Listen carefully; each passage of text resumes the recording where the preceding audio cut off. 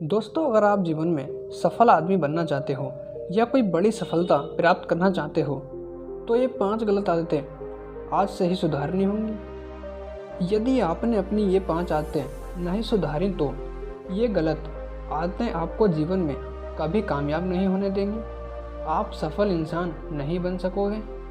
इन 5 आदतों की वजह से आप जीवन में कोई भी बड़ा मुकाम प्राप्त नहीं कर सकते। तो चलिए जानते हैं इन 5 आदतों के बारे में। मनोबल को और आपकी काबिलियत को ख़त्म कर देती हैं, जिस वजह से आप तमाम कोशिशों के बाद भी कामयाब नहीं हो पाते।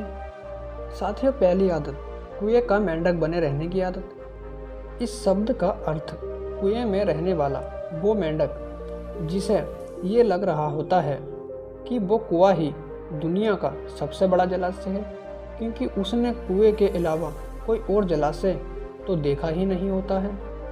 तो दोस्तों, ये कहावत उन लोगों पर बिल्कुल सटीक बैठती है जो अक्सर ये सोचते हैं कि जो ज्ञान जो जानकारी उनके पास है वो इनफ है, उससे ज़्यादा या उससे बेहतर कोई जानकारी दुनिया में है ही नहीं।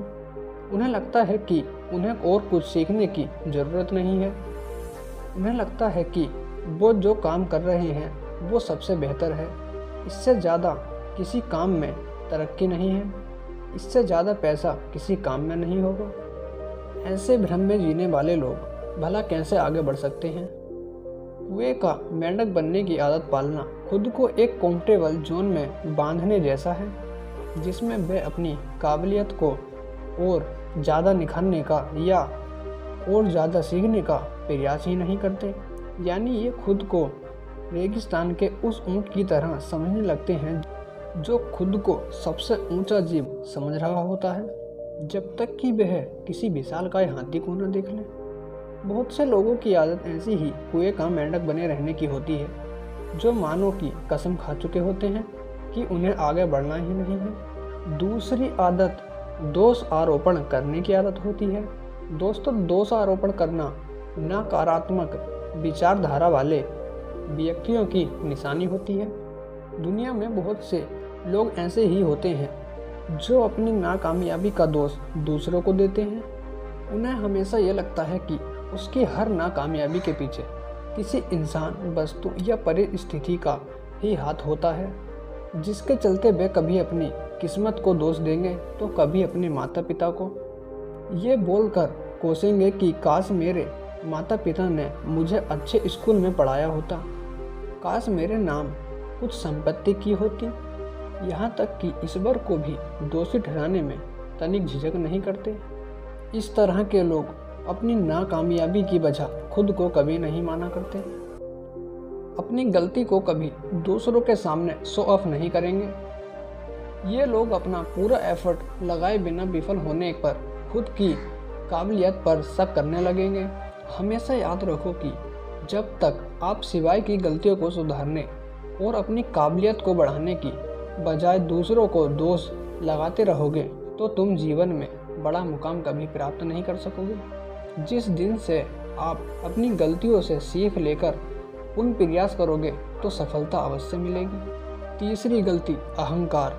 दोस्तों, कहा जाता है कि रावण जैसे ज्ञानी और बलशाली राजा को उसका अहंकार ही उसे ले डूबता है। अहंकार इंसान की बुद्धि को इस कदर हर लेता है कि उसे इस बात का बिल्कुल भी बोध नहीं रहता कि वो दूसरों के साथ कितना गलत व्यवहार कर रहा है।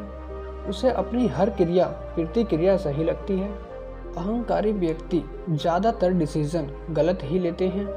कुछ लोगों को अपने सीमित ज्ञान का ही अहंकार होता है तो कुछ को अपनी धन संपत्ति का, जिस वजह से वो एक अलग ही अकड़ में रहते हैं। उनकी यही आदत उन्हें समाज में लोगों की नज़रों में गिरा देती है। जीवन में बड़ा मुकाम हासिल करना है तो समाज में आपकी एक अच्छी छवि का होना बहुत ज़रूरी है, खासकर व्यापार और राजनीति में। ध्यान रहे, अहंकार मनुष्य को जीवन में आगे बढ़ने और सीखने की ललक को ख़त्म कर देता है।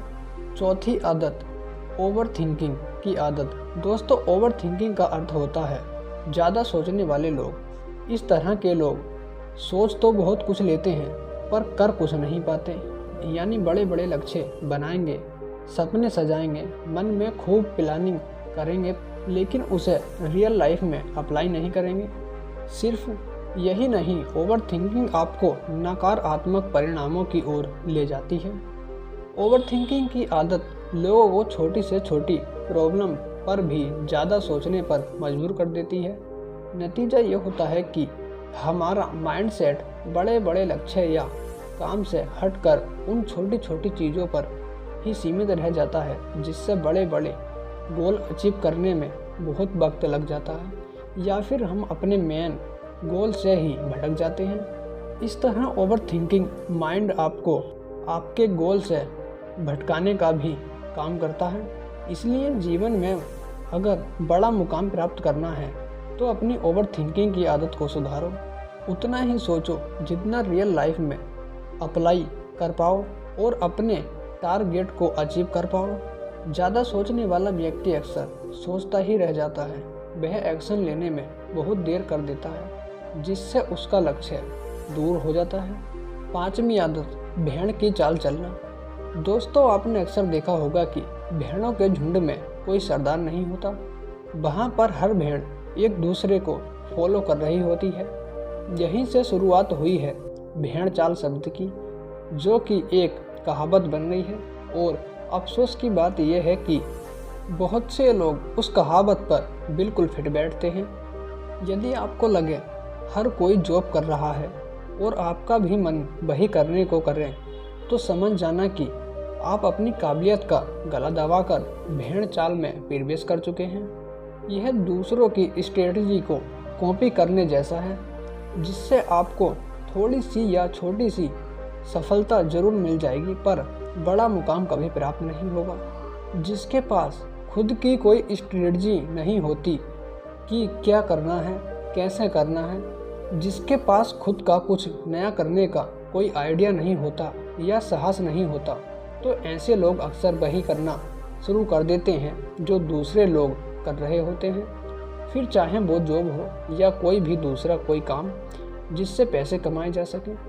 इसे कहा जाता है भेड़ चाल। कुछ लोग ऐसे ही होते हैं, वो पहले देखेंगे कि उनके मोहल्ले में लोग ऐसा व्यवसाय कर रहे हैं और खूब कमा रहे हैं, वो भी उसी काम को शुरू कर देते हैं। एक तरह से उन्हीं की कॉपी करने लगते हैं। तो ऐसे लोग बहुत आगे तक नहीं जा पाते। भेड़ चाल वाले लोगों को अपनी काबिलियत पर कभी भरोसा नहीं होता। उनके मन में फेलियर का डर बना रहता है। भेड़ चाल वाले लोग हमेशा पीछे ही रहते हैं। वह कभी खुद के दम पर बड़ा मुकाम प्राप्त नहीं कर सकते, क्योंकि जब शुरुआत ही भेड़ चाल जैसी मानसिकता से की थी, तो मन में उस काम को अलग लेवल तक ले जाने की हिम्मत कहाँ से आएगी। हालांकि इसमें कोई बुराई नहीं है कि जो दूसरे कर रहे हैं वो आप भी करो। हाँ, बिल्कुल करो, पर इस तरह नहीं जैसे आपका, पर उस तरह नहीं। आपका तरीका, आपकी स्ट्रेटजी उससे अलग और बेहतर होनी चाहिए। अगर किसी को देखकर आपको लगे कि इससे बेहतर तो मैं कर सकता हूँ, तभी आप उस काम को शुरू करो, वो भी एक अच्छी स्ट्रेटजी के साथ। इसके अलावा वर्तमान समय में दुनिया में कई ऐसे सफल लोग मौजूद हैं जिन्होंने तमाम संघर्ष के बाद अपनी काबिलियत के दम पर वो बड़े बड़े मुकाम प्राप्त किए, जिस वजह से वे करोड़ों लोगों के लिए एक बहुत ही बड़ी इंस्पिरेशनल है। लेकिन इन सभी लोगों में कुछ चीज़ें बहुत ही कॉमन हैं। वो ये हैं कि ये सभी बुक्स ज़रूर पढ़ते हैं। इससे इनकी नॉलेज और व्यक्तित्व में बहुत इजाफा होता है। ये सभी लोग अपने जीवन के हर एक क्षण को पूरी तरह मैनेज करके चलते हैं, समय का पूरा सदुपयोग करते हैं।